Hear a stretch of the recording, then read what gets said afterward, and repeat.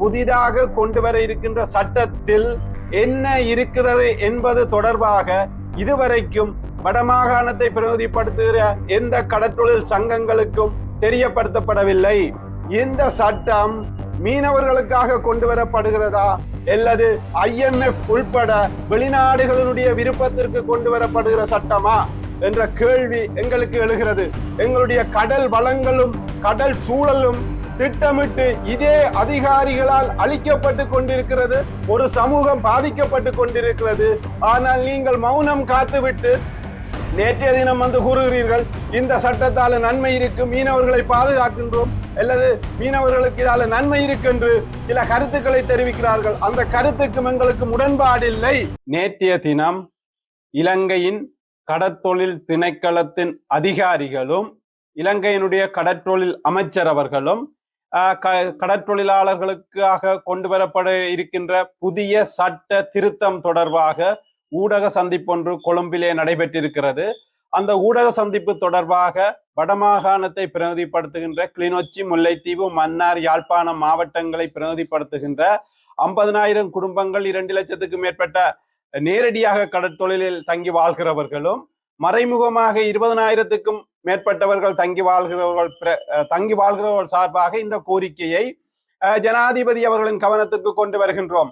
புதிதாக உருவாக்கப்பட்டு இருக்கின்ற அந்த புதிய சட்ட திருத்தம் தொடர்பாக நேற்றைய தினம் திணைக்களத்தினுடைய தலைவர்கள் அல்லது சட்ட உருவாக்கிகள் தெரிவித்த கருத்துக்களும் அந்த செயல்பாடும் வடக்கு கடற்றொழில் சமூகத்தை பொறுத்தளவிலே கவலை அளிக்கின்றது, வேதனை அளிக்கின்றது. உதாரணத்திற்கு புதிதாக கொண்டு வர இருக்கின்ற சட்டத்தில் என்ன இருக்கிறது என்பது தொடர்பாக இதுவரைக்கும் வடமாகாணத்தை பிரதிநிதிப்படுத்துகிற எந்த கடற்றொழில் சங்கங்களுக்கும் தெரியப்படுத்தப்படவில்லை.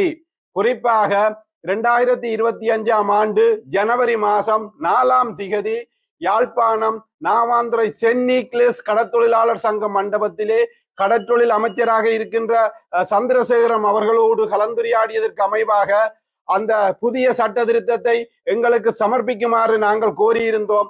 ஆனால் இன்று வரைக்கும் அது சமர்ப்பிக்கப்படவில்லை. இந்த சட்டம் மீனவர்களுக்காக கொண்டு வரப்படுகிறதா அல்லது IMF உள்பட வெளிநாடுகளினுடைய விருப்பத்திற்கு கொண்டு வரப்படுகிற சட்டமா என்ற கேள்வி எங்களுக்கு எழுகிறது. அதே போன்றுதான் அந்த சட்ட திருத்தத்திலே அதிகாரிகள் பல கருத்துக்களை கூறுகிறார்கள். அதில் இருந்த அந்த கொழும்பிலே நடைபெற்ற செய்தியாளர் சந்திப்பிலே இருந்த புத்திஜீவிகள் திணைக்கள அதிகாரிகளை நாங்கள் ஒரு கடற்றொழில் சமூகமாக கேட்கின்றோம். நீங்கள் இந்த சட்டத்தின் மீதும் இந்த கடல் மீதும் கடற்றொழிலாளர்கள் மீதும் உண்மையான கரிசனையோடு தான் நீங்கள் செயல்படுகிறீர்களா என்ற கேள்வியை உங்களுக்கு வைக்கின்றோம். ஏனென்று கேட்டால் யுத்தம் முடிந்த பின்பு 2009க்கு பிறகு எங்களுடைய கடல் வளங்களும் கடல் சூழலும் திட்டமிட்டு இதே அதிகாரிகளால் அளிக்கப்பட்டு கொண்டிருக்கிறது. ஒரு சமூகம் பாதிக்கப்பட்டு கொண்டிருக்கிறது. ஆனால் நீங்கள் மௌனம் காத்துவிட்டு நேற்றைய தினம் கூறுகிறீர்கள் இந்த சட்டத்தால நன்மை இருக்கு, மீனவர்களை பாதுகாக்கின்றோம் அல்லது மீனவர்களுக்கு இதால நன்மை இருக்கு என்று சில கருத்துக்களை தெரிவிக்கிறார்கள். அந்த கருத்துக்கும் எங்களுக்கு முரண்பாடில்லை. ஏனென்று கேட்டால் இதே அதிகாரிகள் இதே திணைக்களங்கள் பல சட்டங்கள் இருந்தும் நடைமுறைப்படுத்த திராணியற்றிருந்த அதிகாரிகள் நேற்று சொல்கிறார்கள் இது மீனவர்களுக்கு நன்மை என்று. என்ன இருக்குது என்று எங்களுக்கு தெரியாது. எங்களுடைய கடல் நாங்கள் சுதந்திரமாக தொழில் செய்யக்கூடிய சூழ்நிலை இருக்கா இல்லையா என்பது கூட எங்களுக்கு தெரியாது. வெறுமெனவே வெளிநாடுகள் அல்லது IMF உட்பட பல வெளிநாடுகளின் விருப்பத்துக்கு சட்டத்தை தயாரித்து விட்டு இலங்கையிலே இருக்கின்ற ஒட்டுமொத்த சிறு கடற்தொழிலாளர்களையும் கருவறுப்பதற்கு இந்த அதிகாரிகளும் துணிந்து விட்டார்கள். இந்த அதிகாரிகளிடம் சரி, அதில் இருந்த புத்திஜீவிகள் என்ற கருத்திலும் சரி, எங்களுக்கு 100% எள்ளளவும் நம்பிக்கை இல்லை. ஏன் அந்த நம்பிக்கை இல்லை என்றால் எங்களுடைய கடல் சூழல் அல்லது வளங்கள் அளிக்கப்படும் போது இதே அதிகாரிகள் கதிலே இருந்து மௌனம் காத்துவிட்டு திடீரென விழித்தெழுந்து கடற்தொழிலாளர்களுக்கு நன்மை செய்வதாக அந்த சட்டத்தை கொண்டு மிகப்பெரிய ஊடக சந்திப்பை வைக்கிறார்கள். அந்த ஊடக சந்திப்பிலே சொல்கிறார்கள் ஒரு குறிப்பிட்ட காலத்துக்குள்ளே அந்த சட்ட திருத்தம் தொடர்பான கருத்துக்களை இணையவழி ஊடாக தங்களுக்கு தெரியப்படுத்தப்படும் என்று. சட்டத்துல என்ன இருக்கு இல்லையென்று எங்களுக்கு தெரியாது. அதுல ஒரு சமூகம் கரையோர மக்கள் கடற்தொழிலாளர் இணையவழி ஊடாக செய்யணுமாம் அவைக்கு குற்றச்சாட்டு. இந்த அதிகாரிகளுக்கும் இந்த அரசாங்கத்துக்கும் மக்களுக்கான அரசாங்கம் என்று சொல்லுது. இதுதானா மக்களை ஏமாற்றுகிற வழியாகத்தான் நாங்கள் பார்க்கின்றோம். இணையவழி ஊடாக அனுப்ப எத்தனை கடத்தொழில் சமூகத்துக்கு தெரியும்? அல்லது சட்டத்துல என்ன இருக்குன்னு தெரியும்? சட்டத்துல இருக்கிறதே தெரியாது, என்னத்துக்கு இணையவழின்றது? அது உண்மையிலே இந்த அதிகாரிகளையும் சரி நாங்கள் கவலை அளிக்கிறோம், வேதனை அளிக்கின்றோம். ஏனென்றால் நீங்கள் பதவியிலே இருக்கும் போதுதான் வடக்கிலே சட்டவிரோத செயல்பாடு நடக்கிறது, கடல் அழிக்கப்படுகிறது, சூழல் அழிக்கப்படுகிறது, சிறு கடற்தொழிலாளர்கள் கருவறுக்கப்படுகிறார்கள். இதற்காக யுத்தம் முடிந்து 15 வருடம் வரையும் நாங்கள் குரல் கொடுக்கும் போது மௌனமாயிருந்த அதிகாரிகள் அல்லது புத்திஜீவிகள் இன்று புதிய ஒரு சட்டம் என்று IMF விருப்பத்துக்கு கொண்டு வந்து எங்களை திணிப்பதை ஒருபோதும் நாங்கள் ஒட்டுமொத்த இலங்கை கடற்றொழில் சமூகமும் ஏற்றுக்கொள்ள மாட்டோம். இது தேசிய ரீதியிலே இதற்கு எதிராக அந்த குறிப்பிட்ட திகதிக்குள்ளே கடற்றொழில் சமூகம் விழித்தெழுந்து எங்களுடைய எதிர்ப்பை தெரிவிக்கின்றோம். ஒவ்வொரு அதிகாரிகளும் நீங்கள் இலங்கை மீது, இலங்கை கடல் மீது, இலங்கை மக்களாகிய எங்கள் மீது கரிசனை கொள்ளவில்லை என்பதை நேற்றைய உங்களுடைய செயல்பாடு காட்டுகிறது. அதே போன்றுதான் கடற்றொழில் அமைச்சர் ஒரு காலக்கெடுவை விதிக்கின்றார். தை மாதம் 4ஆம் தேதி நாங்கள் அந்த சட்ட திருத்தத்தை தாங்கொண்டு இன்று வரைக்கும் தர இல்ல. ஒரு திகதியை இணைச்சு அந்த திகதியில இணையவழி ஊடாக எங்களுடைய கருத்தை தெரிவிக்குமா? இதுக்குத்தானே நாங்கள் அமைச்சரை அனுப்பினாங்க, அல்லது இதுக்குத்தானே NPP அரசாங்கத்தை நாங்கள் வாக்கு போட்டு அனுப்பின மக்கள்? வாக்கு போட்ட மக்களுக்கு NPP செய்கிற மிகப்பெரிய துரோகமாகத்தான் கடற்றொழில் சமூகம் இதை பார்க்கின்றது. அதிலும் குறிப்பாக ஐநாவுடைய பதிவிட பிரதியை கூட சந்திக்கின்றார். ஐக்கிய நாடுகள் சபையினுடைய இலங்கைக்கான பதிவிட பிரதி அதிகாரி அவர்களே, நீங்களும் இலங்கை அரசாங்கத்தோடு சேர்ந்து எங்களுடைய நாட்டிலே எங்களுடைய இறைமையை மீறி நீங்கள் உங்களுடைய விருப்பத்திற்கு அல்லது வெளிநாடுகளுடைய விருப்பத்திற்கு சட்டத்தை தயாரித்து சிறு கடற்தொழிலாளர் மீது திணிக்கின்றீர்கள். திணிப்பதற்கு ஐநாவும் துணை போகின்றதா என்ற கேள்வி எங்களுக்கு எழுகிறது. நாங்கள் ஐநா என்று ஒரு நிறுவனம் இருக்கு, அது நியாயத்தை அல்லது அவர்களுடைய அடிப்படை உரிமையை பாதுகாக்கும் என்று நாங்கள் எதிர்பார்த்திருந்தால் ஐநாவும் உலக உணவு திட்டமும் இணைந்து வெளிநாடுகள் என்ற விருப்பத்துக்கு சட்டத்தை கொண்டு வருகிறார்களே ஒழிய மீனவர்களாகிய எங்களுடைய விருப்புக்கு அல்லது எங்களுடைய கடல் மீது எங்களுடைய சூழல் மீது இருக்கின்ற உரிமையை ஐநாவும் சேர்ந்து இந்த அதிகாரிகளோடு எங்கள் மீது திணிக்கின்றது. இந்த திணிப்பை முதலிலே ஐக்கிய நாடுகள் சபையை நிறுத்த வேண்டும், இலங்கை அரசாங்கம் நிறுத்த வேண்டும். முதலிலே சட்டங்கள் கடந்த காலங்களிலே இதே அதிகாரிகள் இதே புத்திஜீவிகள் கொண்டு வந்த சட்டத்தை நடைமுறைப்படுத்த முடியாத அரசாங்கமா இருந்து கொண்டு புதிய சட்டத்தை அல்லது புதிய திருத்தத்தை கொண்டு வந்துதான் எங்களை காப்பாற்றும் என்று முதலை கண்ணீர் படிப்பது வேதனை அளிக்கிறது, கவலை அளிக்கிறது. இதை ஒருபோதும் நாங்கள் ஏற்றுக்கொள்ள மாட்டோம் என்ற செய்தியை மாண்புமிகு கடற்றொழில் அமைச்சருக்கும் தெளிவாக சொல்கின்றோம். மக்களால் தெரிவு செய்யப்பட்ட அல்லது மக்களான அரசாங்கம் என்று சொல்கின்ற அனுரகுமார திசாநாயக்காவின் அரசாங்கத்தினுடைய செயல்பாடு இதுதானா மக்கள் நல கொள்கை என்பதையும் அனுரகுமார திசாநாயக்காவிடம் நாங்கள் கேட்க விரும்புகின்றோம். ஏனென்று கேட்டால் எங்களுடைய கடல் வளம் 79 வருடங்களுக்கு 79ஆம் ஆண்டுக்கு பிறகு இன்று வரையும் வடக்கு கடல் ஆய்வு செய்யப்படவில்லை.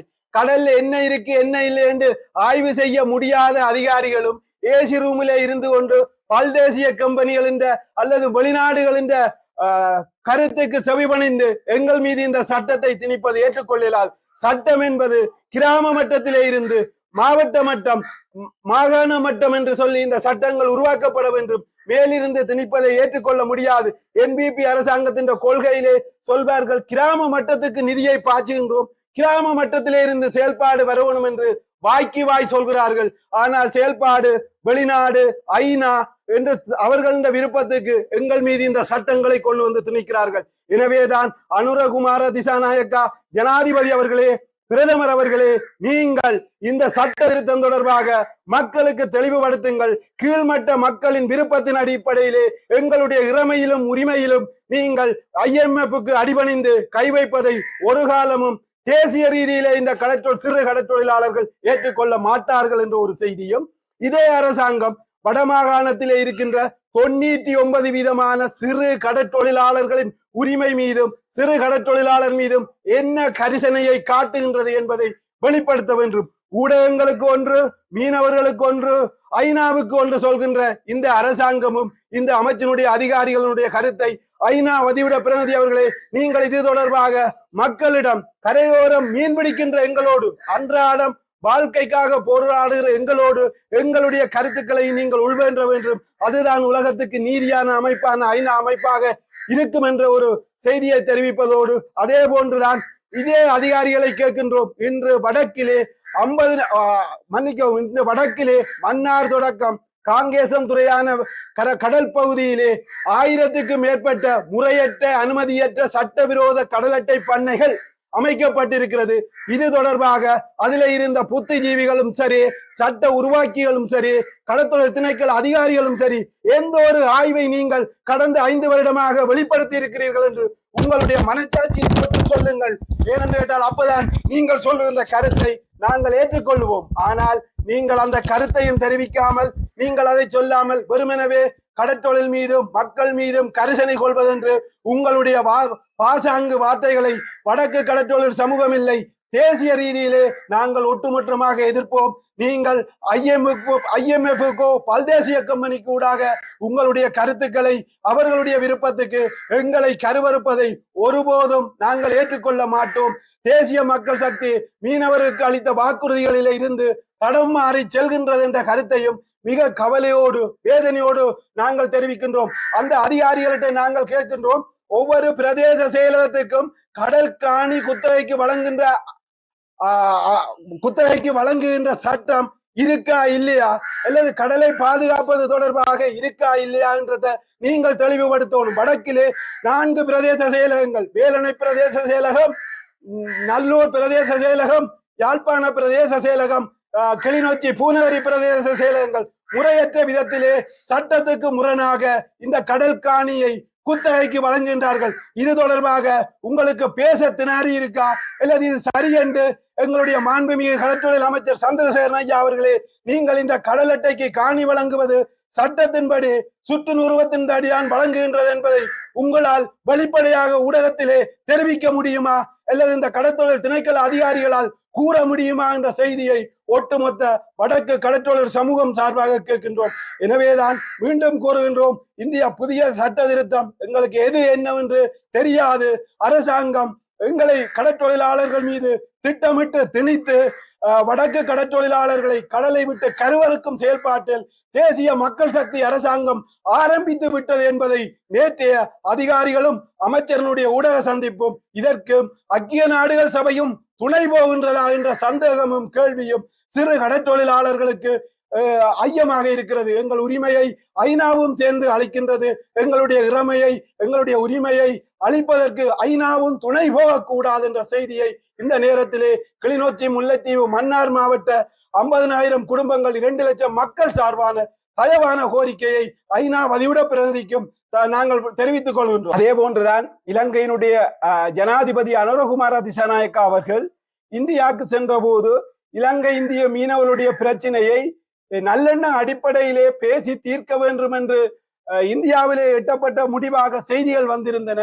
ஆனால் இன்று இலங்கை இந்திய மீனவர்களுடைய பிரச்சனை தொடர்பாக இலங்கை அரசாங்கம் ஒரு கூட்டுக்குழுவை, அதிகாரிகள் மட்ட கூட்டுக்குழுவை 7வது கூட்டுக்குழு என்று கூடிவிட்டு அந்த குழுவில என்ன நடந்தது, என்ன பேசினார்கள் என்றும் தெரிவிக்காமல் இன்று 4 மாசங்கள் கடந்திருக்கின்றன.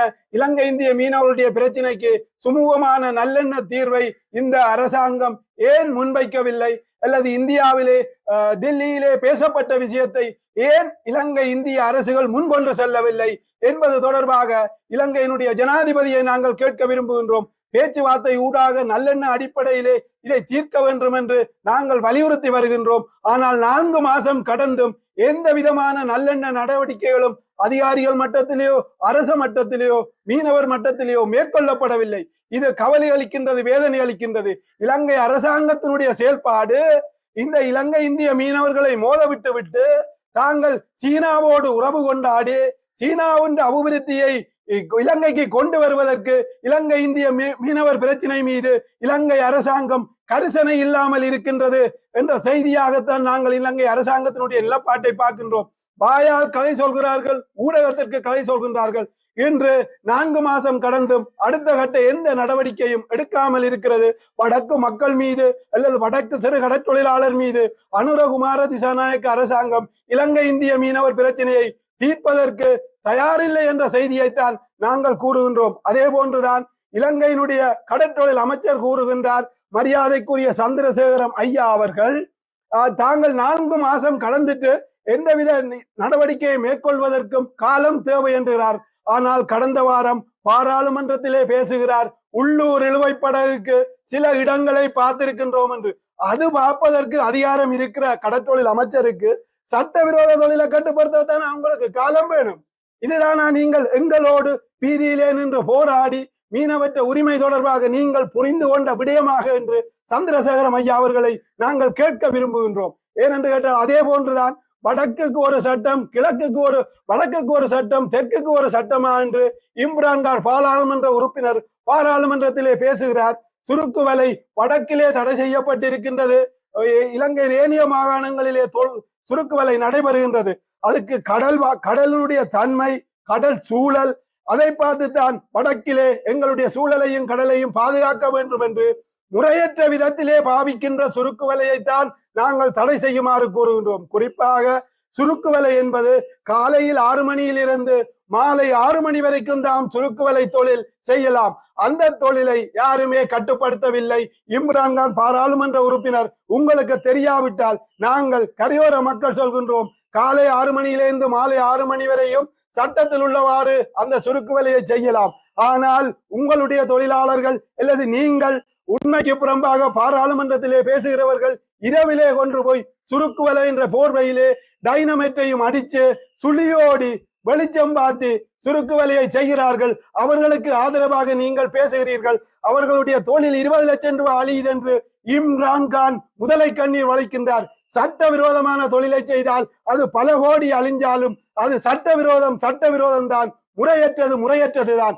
ஆனால் நீங்கள் ஒரு பாராளுமன்ற உறுப்பினராக இருந்தென்று இந்த முறையற்ற இந்த டைனமைட் அடிப்பதையும் வெளிச்சம் பாய்ச்சுறதையும் அறியாமல் நீங்கள் கூறுவது கவலை அளிக்கிறது, வேதனை அளிக்கின்றது. முடிந்தால் நாங்கள் வடக்கிலே சொல்கின்றோம், காலையில் 6 மணியிலிருந்து மாலை 6 மணி வரை சட்டத்துக்குள்பட்ட தொழிலை செய்யுங்கள். வலையை கொண்டு பாராளுமன்றத்திலே உங்களுடைய சிறப்புரிமையை பயன்படுத்தி உண்மைக்கு புறம்பான செய்தியையும் அந்த உண்மைக்கு புறம்பான சுற்றுநுருவத்தை நீங்கள் வழங்குவது வேதனை அளிக்கிறது, கவலை அளிக்கிறது. ஏனென்று கேட்டால் நீங்கள் சொல்கின்ற விஷயம் கஞ்சா அல்லது போதைப் பொருள் கடத்துவதற்கு சமனானதாகத்தான் இருக்கிறது. 20 லட்சம் ரூபாய் முதல் முடங்குகின்றீர்கள். ஆனால் எத்தனை கோடி, எத்தனை மில்லியனங்கள் வளங்கள் முறையற்ற விதத்திலே அளிக்கப்படுகிறது. இது பற்றி உங்களுக்கு தெரியுமா என்ற கேள்வியையும் இம்ரான்கான் அவர்களிடம் நான் கேட்க விரும்புகின்றேன்.